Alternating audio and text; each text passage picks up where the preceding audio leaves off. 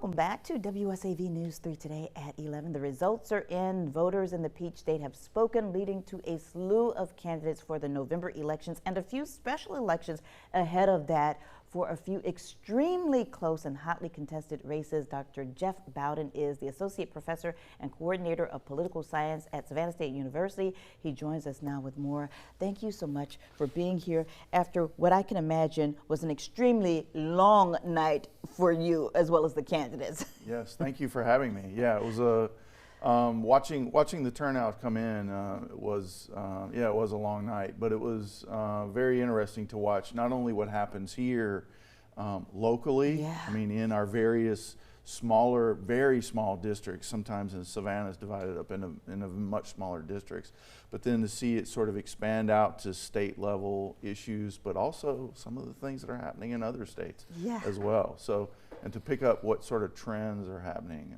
it's very interesting to watch those sorts of things. Very interesting and a lot to take in. So we're going to start with the numbers. Early voting this time around topped 1 million, breaking the primary election record that was set back in 2022 with about 857,000. Why do you think voters were so motivated this time around? Yeah, according to my calculations, looking at the Georgia governor's race, we're looking at over 2 million people voting in both the Democratic and the Republican primaries together. Turnout is high because people are concerned, and that's the biggest issue right now. Obviously, the most palatable thing that's happening right now is oil prices are going up, gas. We've been a little bit insulated. I hate to say this to Georgians, but we've been a little bit insulated. The other 49 states haven't been as insulated as we've been. Because of the gas tax. Yes. So what's going on is it's starting to trickle down into people's pocketbooks in a very real way. The other thing on top of that is people have strong opinions about the president on both sides, right? And so there's a lot of things, there's just a lot of news coming out all the time from what's happening federally at the national level, but also at the international level. So we've got a war at this particular point. You've got an economy where inflation is continuing to rise. You have other sorts of things sort of popping up on a daily basis of how the president is sort of maneuvering here and there to use money for various purposes for his supporters. And so what we're seeing from the executive branch is one thing. From the Supreme Court, we're also seeing a huge decision on the Voting Rights Act of 1965, which has spurred a lot of interest in southern states and southern legislatures that are controlled by one party to redraw maps.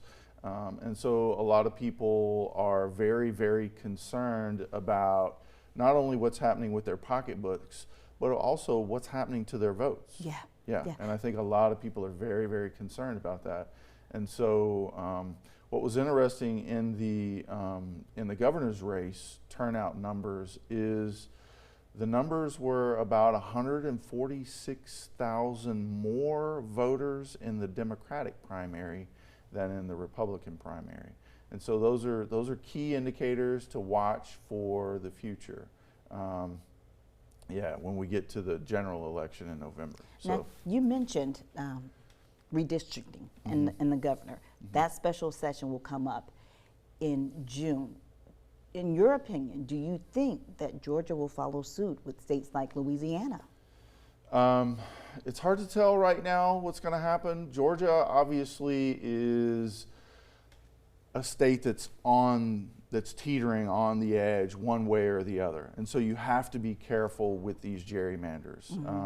When you redraw a district, essentially what you're doing is you're not only diluting the vote of the opponent's party, you're also diluting the vote of your own party, because you've got to spread out your own voters to make sure that you're winning in all of these districts. And so it becomes risky. And because Georgia is right there on that line in a lot of ways, you got to be careful about how you draw that district. I do ultimately think that Georgia will redraw the districts to reduce the number of Democratic seats. I also saw where South Carolina introduced a motion this morning as well to do the same thing. So I do ultimately think that that will happen. It is a very risky move, and it could backfire on the Republican Party in Georgia. It may backfire because what we're seeing now are primary results, yeah. right? And the president does have a lot of power in primaries. But it could come back to haunt some of these candidates who are winning with that particular endorsement, but also on the redrawing of the maps. There is a big concern right now that among the Republican Party that they're going to lose control of the House of Representatives. So redrawing those maps is going to be very important. This could also trickle down to redrawing state maps as well. So state maps are gerrymandered as well. They were under the purview of the Civil Rights Act of 1965. So with this decision several weeks ago from the United States Supreme Court, this could affect the drawing of state maps as well. So I think this is generating the concern. This is why a lot of people are actually out there voting. They're very, very concerned about not just, we work so hard to try to get everybody to vote. Yeah.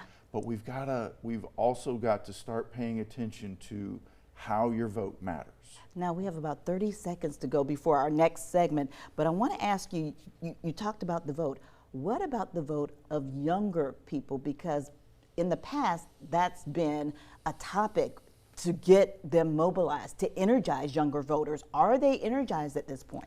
I think younger voters are going to turn out. And one of the reasons why they're going to start turning out is we're seeing a lot more candidates running for office who are going to unseat not just people in the other party, but members of their own party who have been in office for a very long time. So we're seeing a lot more younger candidates actually run. And I think that's one of the things that will energize younger voters, is having younger candidates who actually represent them. And I think the young vote is critical. And they're going to start feeling the ways that governmental decisions and elections are starting to affect them. It's starting to affect them in schools, K through 12. Not many of them vote, but when they get to college, a lot of my students, they're starting to see more and more how these things affect them. All right, Dr. Geoff Bowden, we'll continue our conversation a little bit later this morning, but oh my, so much to take in and so much more to talk about. You can find a breakdown of primary election results in Georgia and information on South Carolina's next month on our website by visiting wsav.com/electionhq.